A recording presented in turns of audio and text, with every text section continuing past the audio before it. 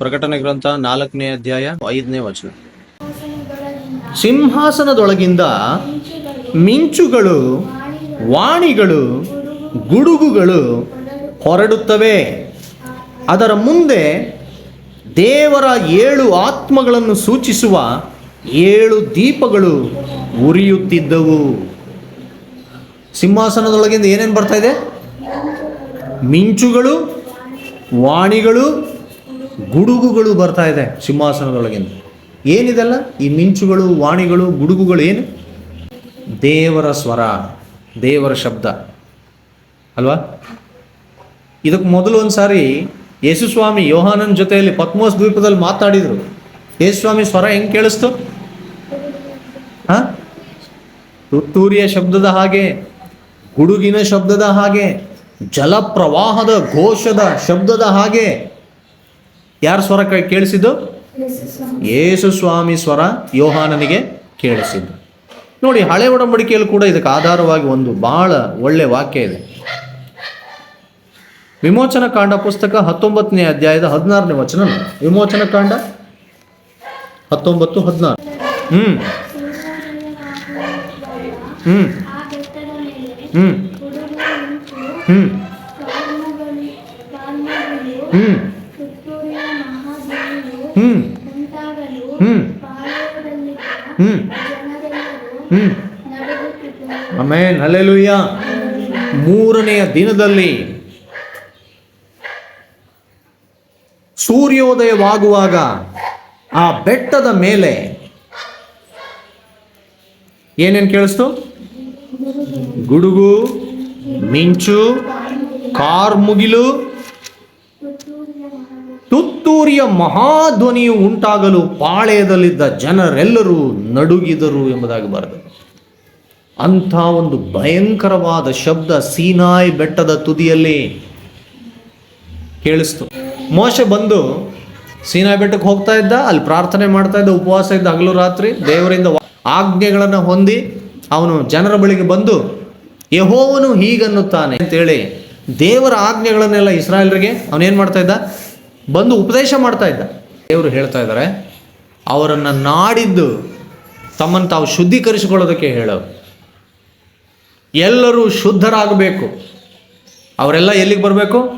ಸೀನಾಯಿ ಬೆಟ್ಟದ ಬುಡಕ್ಕೆ ಅವ್ರು ಬರಬೇಕು. ಆದರೆ ಏನು ಮಾಡೋಂಗಿಲ್ಲ? ಬೆಟ್ಟವನ್ನು ಮುಟ್ಟೋ ಹಾಗಿಲ್ಲ. ಆ ಬೆಟ್ಟದ ಬುಡದಲ್ಲಿ ಸುತ್ತಲೂ ನೀನೇನು ಮಾಡು? ಒಂದು ಬೇಲಿಯನ್ನು ಹಾಕು. ಆ ಮೇರೆಯನ್ನು ದಾಟಿ ಯಾರು ಕೂಡ ಆ ಬೆಟ್ಟದ ಒಳಗಡೆಗೆ ಬರೋ ಹಾಗಿಲ್ಲ. ಯಾವ ಪ್ರಾಣಿಯೂ ಕೂಡ ಬಂದು ಆ ಬೆಟ್ಟದ ಬುಡವನ್ನು ಮುಟ್ಟೋ ಹಾಗಿಲ್ಲ. ಹಾಗೆ ನೀನೇನು ಮಾಡು? ಬೆಟ್ಟದ ಸುತ್ತಲೂ ಒಂದು ಮೇರೆಯನ್ನು ಹಾಕಿ ಅವರೆಲ್ಲರೂ ಬೆಟ್ಟದ ಬುಡದಲ್ಲಿ ಬಂದು ನಿಲ್ಲುವುದಕ್ಕೆ ನೀನು ಹೇಳು. ಆಗ ನಾನೇನು ಮಾಡ್ತೇನೆ? ಆಕಾಶದೊಳಗಿಂದ ಆ ಬೆಟ್ಟದ ತುದಿಗೆ ನಾನು ಇಳಿದು ಬಂದು ಅವರ ಸಂಗಡ ನೇರವಾಗಿ ಮಾತಾಡ್ತೇನೆ. ಅವರೆಲ್ಲರೂ ನನ್ನ ಶಬ್ದವನ್ನು ಕೇಳಿಸಿಕೊಳ್ತಾರೆ ಎಂಬುದಾಗಿ ದೇವರು ಹೇಳಿದರು. ಅದಕ್ಕನುಸಾರವಾಗಿ ಮೋಶೆ ಬಂದು ಪುನಃ ಹೇಳಿದ. ಏನಂತ? ಯೆಹೋವನು ಇಂತೆನ್ನುತ್ತಾನೆ. ಏನು? ನಾಡಿದ್ದು ನೀವೆಲ್ಲರೂ ನಿಮ್ಮನ್ನು ನೀವು ಶುದ್ಧೀಕರಿಸಿಕೊಂಡು ಸೀನಾಯಿ ಬೆಟ್ಟದ ಬುಡದಲ್ಲಿ ನೀವೆಲ್ಲರೂ ಬಂದು ಸಭೆ ಕೂಡಬೇಕು. ನೀವೆಲ್ಲರೂ ಬೆಟ್ಟದ ಸುತ್ತಲೂ ಬಂದು ನಿಲ್ಲಬೇಕು. ನೀವೆಲ್ಲರೂ ಆಸೆ ಪಟ್ಟ ಹಾಗೆ ಸರ್ವಶಕ್ತನಾದ ದೇವರು ಯೆಹೋವನು ಆಕಾಶದಿಂದ ಬೆಟ್ಟದ ತುದಿಗೆ ಇಳಿದು ಬಂದು ನಿಮ್ಮ ಸಂಗಡ ತಾನೇ ನೇರವಾಗಿ ಮಾತಾಡ್ತಾನೆ ಎಂಬುದಾಗಿ ಮೋಶೆ ಎಲ್ರಿಗೂ ಹೇಳಿದಾಗ 3ನೇ ದಿನದಲ್ಲಿ ಅವರೆಲ್ಲರೂ ಏನು ಮಾಡಿದರು? ಆ ಬೆಟ್ಟದ ಬುಡದಲ್ಲಿ ಎಲ್ಲರೂ ಕೂಡಿ ಬಂದರು, ಎಲ್ಲರೂ ನೆರೆದು ಬಂದರು. ಹಲ್ಲೆಲೂಯಾ. ಆಗೇನಾಯಿತು? ಆಗ ನಡೆದಿದ್ದೇ ಈ ಘಟನೆ. ಯಾವುದು? 3ನೆಯ ದಿನದಲ್ಲಿ ಸೂರ್ಯೋದಯವಾಗುವಾಗ ಆ ಬೆಟ್ಟದ ಮೇಲೆ ಗುಡುಗು, ಮಿಂಚು, ಕಾರ್ಮುಗಿಲು, ತುತ್ತೂರಿಯ ಮಹಾಧ್ವನಿಯು ಉಂಟಾಗಲು ಪಾಳೆಯದಲ್ಲಿದ್ದ ಜನರೆಲ್ಲರೂ ನಡುಗಿದರು. ದೇವರು ತಾನು ಹೇಳಿದ ಹಾಗೆ ಇನ್ನೂ ಬೆಳಗಾಗ್ತಾ ಇದ್ದ ಹಾಗೇನೆ ಆಕಾಶದಿಂದ ಸೀನಾಯಿ ಬೆಟ್ಟದ ತುದಿಗೆ ಇಳಿದು ಬಂದಾಗ ಅಲ್ಲಿ ಕಂಡ ದೃಶ್ಯ ಏನದು? ಗುಡುಗು, ಮಿಂಚು, ಕಾರ್ಮುಗಿಲು, ತುತ್ತೂರಿಯ ಮಹಾಧ್ವನಿಯು ಉಂಟಾಗಲು ಪಾಳೆಯದಲ್ಲಿದ್ದ ಜನರೆಲ್ಲರೂ ನಡುಗಿದರು. ಅದು ಒಂದು ಸಾಧಾರಣವಾದಂಥ ದೃಶ್ಯವಾಗಿರಲಿಲ್ಲ. ಗುಡುಗು ಮಿಂಚುಗಳಿಂದ ತುಂಬಿತ್ತು, ಕಾರ್ಮುಗಿಲಿನಿಂದ ತುಂಬಿತ್ತು, ತುತ್ತೂರಿಯ ಮಹಾ ಶಬ್ದದಿಂದ ತುಂಬಿತ್ತು. ಆ ಶಬ್ದವನ್ನು ಕೇಳುತ್ತಲೇ ಪಾಳ್ಯದಲ್ಲಿದ್ದಂಥ ಜನರೆಲ್ಲ ಏನು ಮಾಡಿದ್ರಂತೆ? ನಡಗಿದ್ರು. ಯಾಕೆ ನಡಗಿದ್ರು? ಆ ದೃಶ್ಯ ಅಷ್ಟೊಂದು ಭಯಂಕರವಾಗಿತ್ತು, ಘೋರವಾಗಿತ್ತದು. ಸುಮ್ಮನೆ ಇಮ್ಯಾಜಿನ್ ಮಾಡ್ಕೊಳ್ಳಿ. ಆಕಾಶದಿಂದ ಒಂದು ದೊಡ್ಡ ಮೋಡ ಇಳಿದು ಬಂದು ಬೆಟ್ಟದ ಮೇಲೆ ಕೂತ್ಕೊಳ್ಳುತ್ತೆ. ಆ ಮೋಡದ ಒಳಗಡೆಯಿಂದ ಆ ಬೆಟ್ಟದ ತುದಿಗೆ ಸಿಡಿಲು ಬಡಿತಾ ಇದೆ. ಆ ಸಿಡಿಲಿನ ಶಬ್ದ ಗುಡುಗಿನ ರೀತಿಯಲ್ಲಿ ಕೇಳಿಸ್ತಾ ಇದೆ. ಅದರ ಜೊತೆಗೆ ಯುದ್ಧದಲ್ಲಿ ಕಹಳೆ ಊದ್ತಾರಲ್ಲ, ರಣರಂಗದಲ್ಲಿ ತುತ್ತೂರಿ ಕಹಳೆಗಳನ್ನು ಊದ್ತಾರಲ್ಲ, ಅಂಥ ಭಯಂಕರವಾದ ಶಬ್ದ ಆ ಮೋಡದೊಳಗಡೆಯಿಂದ ಕೇಳಿಸ್ತಾ ಇದೆ. ಹೆಂಗಿರುತ್ತೆ? ಹತ್ರ ನಿಂತ್ಕೋಬೇಕು ಅನ್ಸುತ್ತಾ? ಇಲ್ಲೇ ನಮ್ಮನೆ ಹತ್ರನೇ ಅಲ್ಲೆಲ್ಲೋ ದೂರದಲ್ಲಿ ಒಂದು ಮಿಂಚು ಕಾಣಿಸಿ ಅದ್ರ ಶಬ್ದ ಜೋರಾಗಿ ಕೇಳಿಸ್ಬಿಟ್ರೆ, ಢಮಾರ್ ಅಂತ ಒಂದು ಶಬ್ದ ಕೇಳಿಸಿದ್ರೆ ನಮ್ಗೆ ಇಲ್ಲೇ ಬೆಚ್ಚ ಬೀಳಂಗೆ ಆಗ್ತಾ ಇರುತ್ತೆ ಅಲ್ವಾ? ಇಸ್ರಾಯೇಲ್ ಜನರೆಲ್ಲ ಸೀನಾಯಿ ಬೆಟ್ಟದ ಬುಡದಲ್ಲಿ ಬಂದು ನಿಂತ್ಕೊಂಡಿದ್ದಾರೆ. ಆ ಬೆಟ್ಟದ ತುದಿಯಲ್ಲಿ ಈ ಎಲ್ಲ ಭಯಂಕರವಾದ ಘಟನೆಗಳು ನಡೀತಾ ಇದೆ. ಅವ್ರಿಗೆ ಏನು ಅನ್ಸುತ್ತೆ? ಪಟಾಕಿ ಹೊಡೆದ್ರೇ ಬೆಚ್ಚ ಬೀಳ್ತೀವಿ, ಇನ್ನು ಸಿಡಿಲು ಹೊಡಿತಾ ಇದ್ರೆ ಆ ಶಬ್ದ ಭಯಂಕರವಾಗಿ ನಿಮ್ಮ ಕಿವಿ ಕಿವಿ ತೂತ್ ಬಿದ್ದು ಹೋಗಂಗೆ ಕೇಳಿಸ್ತಾ ಇದ್ರೆ ನಿಮ್ಗೆ ಏನು ಅನ್ಸುತ್ತೆ? ಭಯ ಆಗೋದಲ್ಲ, ಸತ್ತೋಗ್ತೀವಿ ನಾವು ಅನ್ಸುತ್ತೆ ಅಲ್ವಾ? ಹೌದಲ್ವಾ? ಅಷ್ಟೊಂದು ಭಯಂಕರವಾಗಿತ್ತು. ದೇವರು ಸೀನಾಯಿ ಪರ್ವತದ ಮೇಲೆ ಇಳಿದು ಬಂದಂತಹ ಭಯಂಕರವಾದ ದೃಶ್ಯ. ಅದೇ ಮೊದಲು ದೇವರು ಮನುಷ್ಯರಿಗೆ ಪ್ರತ್ಯಕ್ಷನಾದದ್ದು ಅದೇ ಮೊದಲು, ತನ್ನ ಭಯಂಕರ ಸ್ವರೂಪದಲ್ಲಿ, ತನ್ನ ಪರಲೋಕದ ಮಹಿಮೆಯೊಡನೆ. ಇನ್ಯಾವತ್ತೂ ದೇವರು ಅಂಥ ಸ್ವರೂಪದಲ್ಲಿ ಯಾರಿಗೂ ಕಾಣಿಸಲೇ ಇಲ್ಲ. ಮನುಷ್ಯರಿಗೆ ಆಸೆನೇ ಹೊರಟೋಗ್ಬಿಡ್ತೀನಿ, ನಾನು ದೇವ್ರನ್ನ ನೋಡಬೇಕು, ದೇವ್ರ ಸ್ವರ ನಾವು ಕೇಳಿಸ್ಕೋಬೇಕು ನೇರವಾಗಿ ಅನ್ನೋ ಆಸೆನೇ ಹೊರಟೋಗ್ಬಿಡ್ತು. ಅಷ್ಟು ಭಯಂಕರವಾಗಿತ್ತು ಆ ದೇವ್ರ ಸ್ವರೂಪ. ಏನ್ರಿ ಹುಡುಗಾಟ ಏನ್ರಿ? ಭೂಮಿ, ಆಕಾಶ, ಸೂರ್ಯ, ಚಂದ್ರ, ನಕ್ಷತ್ರಗಳನ್ನು, ಗ್ರಹಗಳನ್ನು ಉಂಟು ಮಾಡಿದ ದೇವರು, ಸಮುದ್ರವನ್ನು, ಒಣನೆಲವನ್ನು ಸೃಷ್ಟಿಸಿದ ದೇವರು, ಬಿರುಗಾಳಿಯನ್ನು, ಬೆಂಕಿಯನ್ನು ಸೃಷ್ಟಿಸಿದ ದೇವರು ಭೂಮಿಗೆ ಇಳಿದು ಬರ್ತಾರೆ ಅಂದರೆ ಸುಮ್ಮನೆ ಹುಡುಗಾಟನ? ಇಸ್ರಾಯೇಲ್ರು ಹುಡುಗಾಟ ಮಾಡೋಕ್ಕೆ ಪ್ರಯತ್ನ ಪಟ್ಟರು, ಆದರೆ ಅವ್ರಿಗೆ ಅದು ಭಾಳ ಭಯಂಕರವಾಗಿ ಪರಿಣಮಿಸ್ತು. ಕೊನೆಗೆ ನೋಡ್ರಿ ಅವ್ರ ಬಾಯಿಂದ ಎಂಥ ಮಾತು ಬಂತು ಗೊತ್ತಾ? 20ನೇ ಅಧ್ಯಾಯದಲ್ಲಿ 18ರಿಂದ ಹೋದ್ರೆ 20ನೇ ಅಧ್ಯಾಯದಲ್ಲಿ ಆ ಗುಡುಗು ಮಿಂಚುಗಳನ್ನು ತುತ್ತೂರಿ ಧ್ವನಿಯಾಗುತ್ತಿರುವುದನ್ನು, ಬೆಟ್ಟದಿಂದ ಹೊಗೆ ಹೊರಡುವುದನ್ನು ಜನರೆಲ್ಲರೂ ನೋಡಿ ನಡುಗುತ್ತಾ ದೂರದಲ್ಲಿ ನಿಂತುಕೊಂಡರು. ಅವರು ಮೋಶೆಗೆ, ನೀನೇ ನಮ್ಮ ಸಂಗಡ ಮಾತಾಡು, ನಾವು ಕೇಳುವೆವು. ದೇವರು ನಮ್ಮ ಸಂಗಡ ಮಾತಾಡಿದರೆ ನಾವು ಸತ್ತೇವು ಎಂದು ಹೇಳಿದರು. ಅದಕ್ಕೆ ಮೋಶೆ ಏನು ಹೇಳ್ದ? ಭಯ ಪಡಬೇಡ್ರಿ, ದೇವರು ನಿಮ್ಮನ್ನು ಪರೀಕ್ಷಿಸಬೇಕೆಂತಲೂ ತನಗೆ ಭಯಪಟ್ಟು ನೀವು ಪಾಪವನ್ನು ಮಾಡದೆ ಇರಬೇಕೆಂತಲೂ ಬಂದಿದ್ದಾನೆ ಅಂದನು. ಜನರು ದೂರದಲ್ಲಿ ನಿಂತಿದ್ದರು. ಮೋಶೆಯು ದೇವರಿರುವ ಆ ಕಾರ್ಗತ್ತಲಿನ ಸಮೀಪಕ್ಕೆ ಸೇರಿದನು. ಹಿಂಗಾಯ್ತು ನೋಡಿ ಇಸ್ರಾಯೇಲ್ರ ಕತೆ. ಅಯ್ಯಯ್ಯೋ ಮೋಶೆ, ದಯವಿಟ್ಟು ನೀನೇ ನಮ್ಮ ಜೊತೆಲಿ ಮಾತಾಡಪ್ಪ. ದೇವರು ನಮ್ಮ ಜೊತೆ ನೇರವಾಗಿ ಮಾತಾಡಿದ್ರೆ ನಾವೇನಾಗ್ತೀವಿ? ಸತ್ತೋಗ್ಬಿಡ್ತೀವಿ. ದಯವಿಟ್ಟು ಬೇಡ, ನೀನೇ ನಮ್ಮ ಜೊತೆ ನೇರವಾಗಿ ಮಾತಾಡು. ಈಗ ದಯವಿಟ್ಟು ನೀನೇ ನಮ್ಮ ಸಂಗಡ ಮಾತಾಡಪ್ಪ. ದೇವರು ನಮ್ಮ ಸಂಗಡ ನೇರವಾಗಿ ಮಾತಾಡಿದ್ರೆ ನಾವು ಸತ್ತು ಹೋಗ್ತೀವಿ ಅಂತ ಭಯಪಟ್ಟರು. ಅದಕ್ಕೆ ಮೋಶೆ ಏನು ಹೇಳ್ದ? ಇರಿ ಸಮಾಧಾನವಾಗಿರಿ, ಏನೂ ಆಗಲ್ಲ, ನೀವೇನು ಸಾಯೋದಿಲ್ಲ, ಹೆದರಬೇಡ್ರಿ. ದೇವರು ನಿಮ್ಮನ್ನು ಪರೀಕ್ಷೆ ಮಾಡೋದಕ್ಕೋಸ್ಕರನೇ ಬಂದಿದ್ದಾರೆ. ನೀವು ದೇವ್ರನ್ನ ಪರೀಕ್ಷೆ ಮಾಡೋದಲ್ಲ, ದೇವ್ರು ನಿಮ್ಮನ್ನು ಪರೀಕ್ಷೆ ಮಾಡಿ ತಿಳ್ಕೊಳ್ಳೋದಕ್ಕೋಸ್ಕರ ಬಂದಿದ್ದಾನೆ. ನೀವು ಎಷ್ಟರವರೆಗೆ ಆತನಲ್ಲಿ ಭಯಭಕ್ತಿ ಉಳ್ಳವರಾಗಿ ನಡೀತೀರೋ ಅದು ಆತನಿಗೆ ಗೊತ್ತಾಗಬೇಕಾಗಿದೆ. ನೀವು ಎಷ್ಟರವರೆಗೆ ಆತನಿಗೆ ವಿರುದ್ಧವಾಗಿ ಪಾಪ ಮಾಡದೆ ನೀವು ಜೀವಿಸ್ತೀರೋ ಅದು ಆತನಿಗೆ ಗೊತ್ತಾಗಬೇಕಾಗಿದೆ. ಅದಕ್ಕೋಸ್ಕರ ಆತನು ಇಳಿದು ಬಂದಿದ್ದಾನೆ. ಕೇಳಿಸ್ಕೊಳ್ಳಿ, ಸಮಾಧಾನವಾಗಿ ಕೇಳಿಸ್ಕೊಳ್ಳಿ, ಏನೂ ಆಗಲ್ಲ. ಹಲ್ಲೆಲೂಯಾ. ಜನ ಎಲ್ಲ ಬೆಟ್ಟ ಬಿಟ್ಟು ದೂರ ದೂರ ದೂರ ದೂರ ಹಿಂದಕ್ಕೆ ಸರಿದ್ರು. ಮೋಶೆ ಆದರೂ ಎಲ್ಲಿಗೆ ಹೋದ? ಆ ಬೆಟ್ಟದ ತುದಿಗೆ ಕಾರ್ಮುಗಿಲು ಮೋಡ ಇದ್ದಂಥ ಸ್ಥಳಕ್ಕೆ ಮೋಶೆ ಹತ್ರಕ್ಕೆ ಹೋದ, ದೇವರ ಹತ್ರಕ್ಕೆ. ಇದು ದೇವರು ಮಾತಾಡುವಂಥ ವಿಧಾನ. ಪರಲೋಕದಲ್ಲಿ ಯೋಹಾನ ಏನು ನೋಡ್ತಾ ಇದ್ದಾನೆ? ಅದೇ ಆ ದೇವರ ಸ್ವರವನ್ನು, ದೇವರ ಪ್ರಭಾವವನ್ನು, ಮಹಿಮೆಯನ್ನು ಯೋಹಾನ ಕಣ್ಣಾರೆ ನೋಡ್ತಾ ಇದ್ದಾನೆ. ಆತನ ಸಿಂಹಾಸನದ ಸುತ್ತಲೂ ಇರುವಂಥ 24 ಸಿಂಹಾಸನಗಳಲ್ಲಿ ಕೂತಿರುವಂಥ ಹಿರಿಯರು ಈ ದೇವರ ಸ್ವರವನ್ನು ಕೇಳಿಸಿಕೊಳ್ತಾ ಇದ್ದಾರೆ. ಈ ಶಬ್ದ ಇನ್ನೂ ಒಂದು ಸಂಗತಿಗೆ ಸೂಚನೆಯಾಗಿದೆ. ಅದು ದೇವರ ಸ್ವರಕ್ಕೆ ಸೂಚನೆಯಾಗಿದೆ. ಎರಡನೇದಾಗಿ ಇನ್ನೊಂದು ವಿಷಯಕ್ಕೆ ಅದು ಸೂಚನೆಯಾಗಿದೆ. ನೋಡ್ರಿ, ಪ್ರಕಟಣೆ ಗ್ರಂಥ 8:5 ನೋಡಿ. ಹ್ಮ್ ಹ್ಮ್ ಹ್ಮ್ ಹ್ಮ್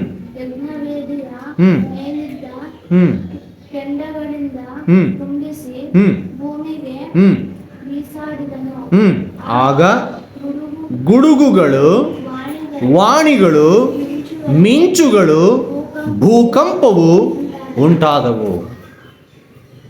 ಈ ಗುಡುಗುಗಳು, ವಾಣಿಗಳು, ಮಿಂಚುಗಳು, ಭೂಕಂಪವು ಇದು ಏನಕ್ಕೆ ಸೂಚನೆ ಅಂದರೆ ದೇವರ ನ್ಯಾಯ ತೀರ್ಪಿಗೆ, ಆತನ ಉಗ್ರ ಕೋಪಕ್ಕೆ ಸಹ ಇದು ಸೂಚನೆ. ನೋಡಿ, ಯಜ್ಞವೇದಿಯಿಂದ ಒಬ್ಬ ದೇವದೂತನು ಬಂದು ಧೂಪಾರತಿಯನ್ನು ತೆಗೆದುಕೊಂಡು ಯಜ್ಞವೇದಿಯ ಮೇಲಿದ್ದ ಕೆಂಡಗಳಿಂದ ಅದನ್ನು ತುಂಬಿಸಿ ಭೂಮಿಗೆ ಬಿಸಾಡಿದ. ಇದೊಂದು ನ್ಯಾಯ ತೀರ್ಪು. ಇದು ಭೂಮಿ ಮೇಲೆ ದೇವರು ನೀಡಿದಂಥ ನ್ಯಾಯ ತೀರ್ಪು. ಅದನ್ನು ಭೂಮಿ ಮೇಲೆ ಬಿಸಾಡ್ತಾ ಇದ್ದ ಹಾಗೆಯೇ ಗುಡುಗುಗಳು, ಮಿಂಚುಗಳು, ವಾಣಿಗಳು, ಭೂಕಂಪ ಉಂಟಾಯಿತು. ಅಂದರೆ ಏನು? ದೇವರ ರೌದ್ರ, ದೇವರ ಕೋಪ, ದೇವರ ನ್ಯಾಯ ತೀರ್ಪು ಭೂಮಿಯ ಮೇಲೆ ಸುರಿಸಲ್ಪಟ್ಟದಕ್ಕೆ ಆ ಶಬ್ದಗಳುಂಟಾದವು. ಸಿಂಹಾಸನದ ಒಳಗಡೆಯಿಂದ ಹೊರಡ್ತಾ ಇರುವಂಥ ಆ ಶಬ್ದ ದೇವರ ಸ್ವರಕ್ಕೂ, ದೇವರ ನ್ಯಾಯ ತೀರ್ಪಿಗೂ, ಆತನ ಕೋಪಕ್ಕೂ ಅದು ಸೂಚನೆಯಾಗಿದೆ. ಪರಲೋಕಕ್ಕೆ ಹೋಗಿ ಈ ದರ್ಶನವನ್ನೆಲ್ಲ ನೋಡುತ್ತಾ ಇರುವಂಥ ಯೋಹಾನನು ಸಿಂಹಾಸನದೊಳಗಿಂದ ಹೊರಡುತ್ತಾ ಇರುವಂಥ ಈ ಶಬ್ದವನ್ನು ಕೇಳಿಸ್ಕೊಳ್ತಾ ಇದ್ದಾರೆ. ಯೆಹೆಜ್ಕೇಲನ ಪ್ರವಾದನೆ ಗ್ರಂಥ 1ನೇ ಅಧ್ಯಾಯ 13-14 ವಚನ ನೋಡಿ. ಹ್ಮ್ ಹ್ಮ್ ಹ್ಮ್ ಹ್ಮ್ ಹ್ಮ್ ಹ್ಮ್ ಹ್ಮ್ ಹ್ಮ್ ಓಲಾಡುತ್ತಿತ್ತು. ಹ್ಮ್ ಹ್ಮ್ ಹ್ಮ್ ಹ್ಮ್ ಹ್ಮ್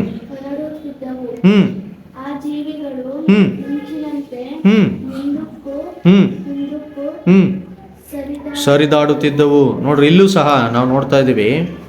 ಆ ಉರಿಯು ತೇಜೋಮಯವಾಗಿತ್ತು, ಅದರೊಳಗಿಂದ ಮಿಂಚುಗಳು ಹೊರಡುತ್ತಿದ್ದವು. ಹೀಗೆ ಇದು ದೇವರ ಪ್ರಭಾವವನ್ನು, ಆತನ ಶಕ್ತಿಯನ್ನು, ಆತನ ಸ್ವರವನ್ನು, ಆತನ ಕೋಪವನ್ನು, ನ್ಯಾಯ ತೀರ್ಪನ್ನು ಸೂಚಿಸ್ತಾ ಇದೆ.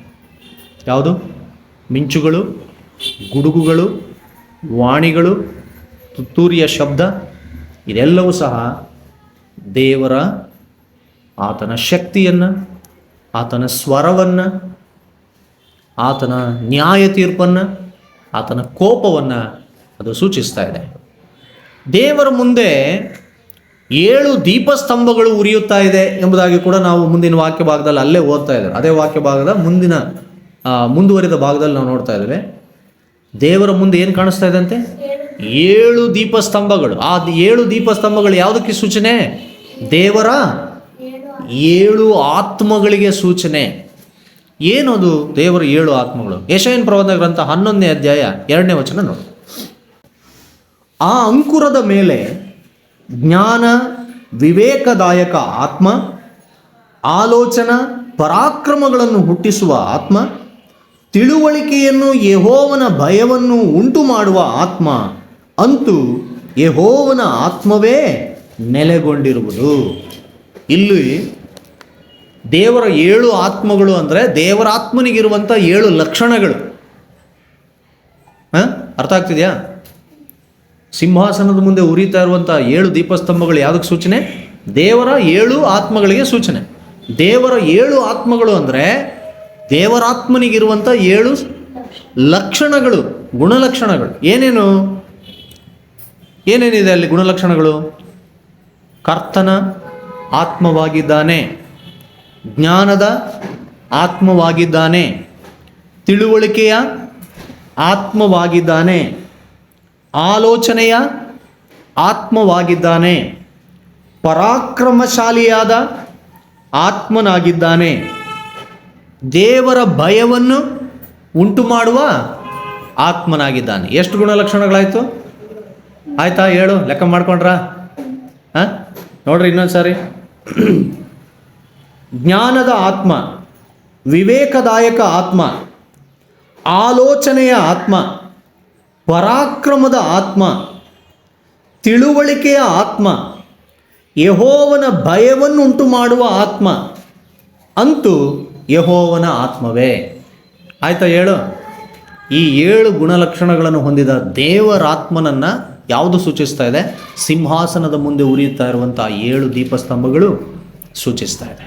ನನ್ನ ಪ್ರೀತಿಯ ದೇವಜನರೇ, ಈ ದೇವರ ಪರಿಶುದ್ಧವಾದ ಸಾನ್ನಿಧ್ಯಕ್ಕೆ ನಾವೆಲ್ಲರೂ ಸೇರಬೇಕಾದವರಾಗಿದ್ದೇವೆ ಅಲ್ವಾ? ನಾವೆಲ್ಲರೂ ಆ ದೇವರ ಪರಿಶುದ್ಧವಾದ ಸನ್ನಿಧಿಗೆ ಸೇರುವವರು ನಾವಾಗಿದ್ದೇವೆ. ಮತ್ತು ನಾವು ಏನು ಮಾಡಬೇಕಾಗಾದ್ರೆ, ಅಲ್ಲಿಗೆ ಹೋಗಿ ಸೇರಬೇಕು ಅಂದರೆ ನಾವೇನು ಮಾಡಬೇಕು? ಸ್ಪಷ್ಟವಾಗಿ ನಮಗೆ ಈ ಒಂದು ದೃಶ್ಯ, ಆ ದೀಪಸ್ತಂಭಗಳ ದೃಶ್ಯ ಪವಿತ್ರಾತ್ಮನನ್ನೇ ಸೂಚಿಸ್ತಾ ಇದೆ. ನೀವು ಒಂದು ವೇಳೆ ಅಪೊಸ್ತಲರ ಕೃತ್ಯಗಳ ಪುಸ್ತಕ 2ನೇ ಅಧ್ಯಾಯದ 3 ಮತ್ತು 4ನೇ ವಚನದಲ್ಲಿ ಓದಿದರೆ, ಅಲ್ಲಿ ಪವಿತ್ರಾತ್ಮನು ಉರಿಯುವ ಬೆಂಕಿಯ ನಾಲಿಗೆ ಉಪಾದಿಯಲ್ಲಿ ವಿಂಗಡಿಸಿಕೊಂಡು ಒಬ್ಬೊಬ್ಬರ ಮೇಲೆ ಇಳಿದು ಬಂದದ್ದನ್ನು ನಾವು ಅಲ್ಲಿ ನೋಡ್ತೇವೆ. ಅದು ಪವಿತ್ರಾತ್ಮನ ಕಾರ್ಯಕ್ಕೆ ಸೂಚನೆ. ಉರಿಯುವ ಬೆಂಕಿ ಅಥವಾ ದೀಪಸ್ತಂಭ ಪವಿತ್ರಾತ್ಮನಿಗೆ ಅದು ಸೂಚನೆ.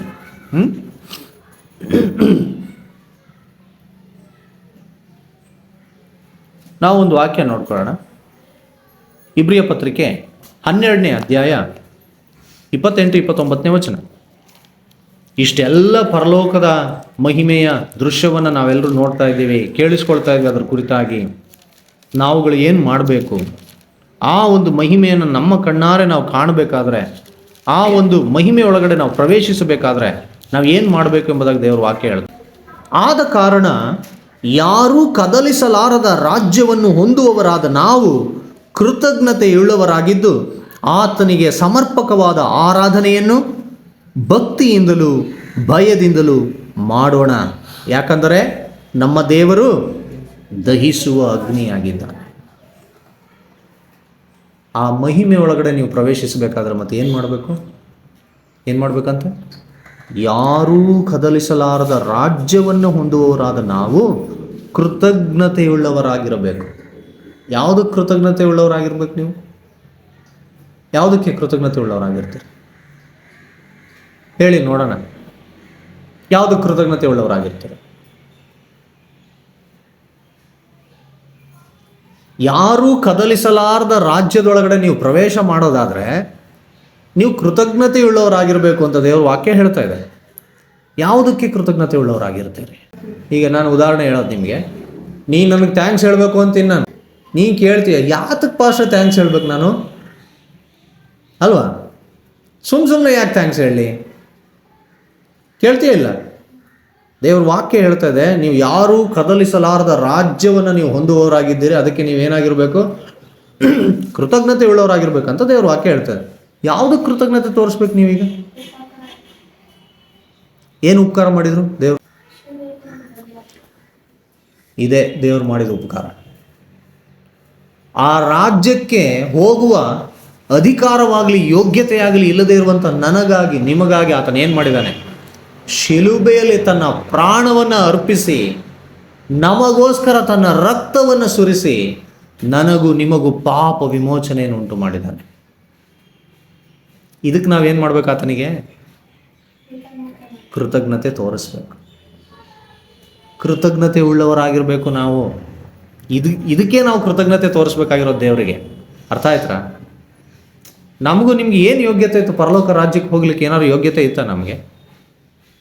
ಏನೂ ಇರಲಿಲ್ಲ.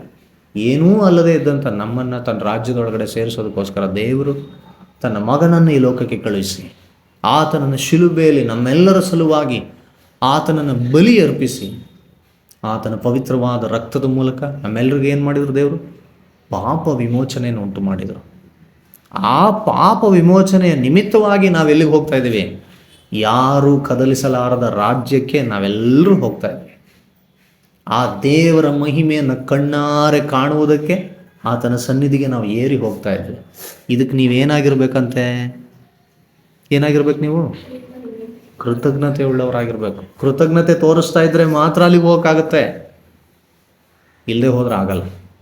ಕೃತಜ್ಞತೆ ತೋರಿಸೋದಕ್ಕೆ ಏನು ಮಾಡ್ಬೇಕಂಗಾದ್ರೆ? ಆತನಿಗೆ ಸಮರ್ಪಕವಾದ ಆರಾಧನೆಯನ್ನು ಭಕ್ತಿಯಿಂದಲೂ ಭಯದಿಂದಲೂ ಮಾಡುವವರಾಗಿರಬೇಕು.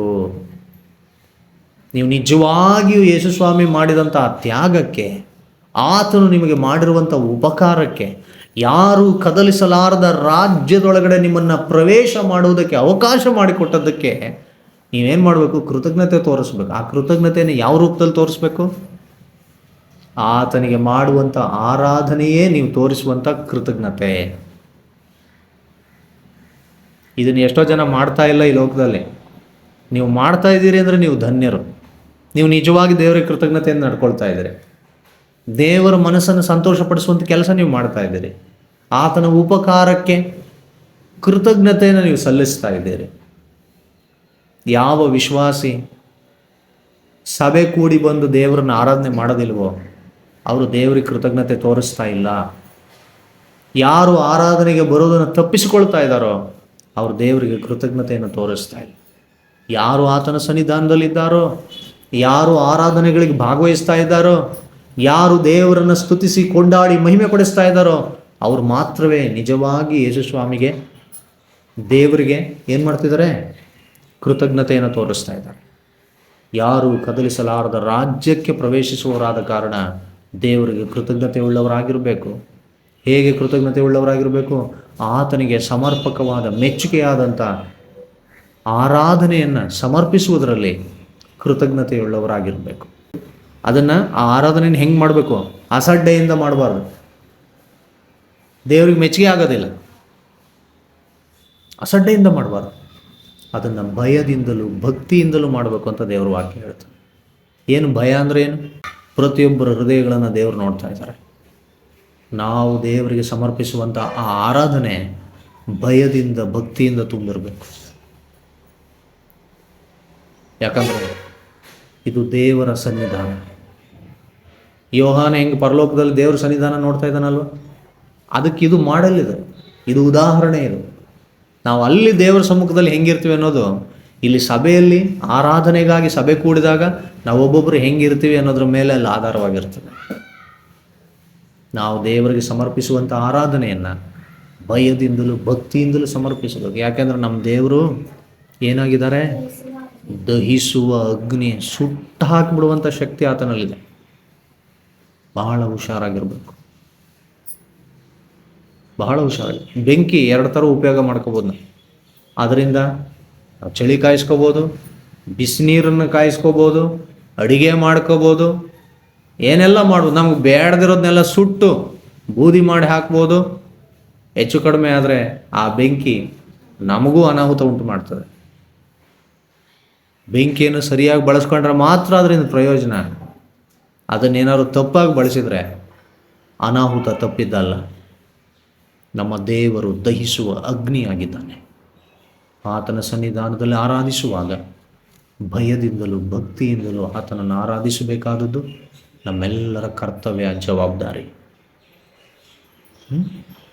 ಆ ಪರಲೋಕದ ಮಹಿಮೆ ಒಳಗಡೆ ನಾವು ಪ್ರವೇಶಿಸಬೇಕಾದ್ರೆ ದೇವರಿಗೆ ಯಾವಾಗಲೂ ಕೃತಜ್ಞತೆ ತೋರಿಸುವವರು ನಾವಾಗಿರಬೇಕು. ಭಯದಿಂದಲೂ ಭಕ್ತಿಯಿಂದಲೂ ಆತನನ್ನು ಆರಾಧಿಸುವವರಾಗಿರಬೇಕು.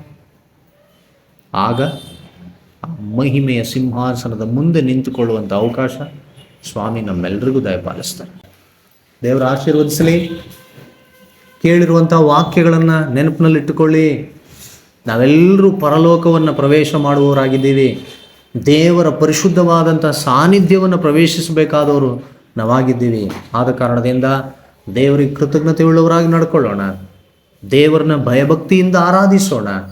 ನಮ್ಮ ದೇವರು ದಹಿಸುವ ಅಗ್ನಿಯಾಗಿದ್ದಾನೆ ಎಂಬುದನ್ನು ನೆನಪಿನಲ್ಲಿಟ್ಟುಕೊಂಡು ಎಚ್ಚರಿಕೆಯಿಂದ ನಾವೆಲ್ಲರೂ ಜೀವಿಸೋಣ.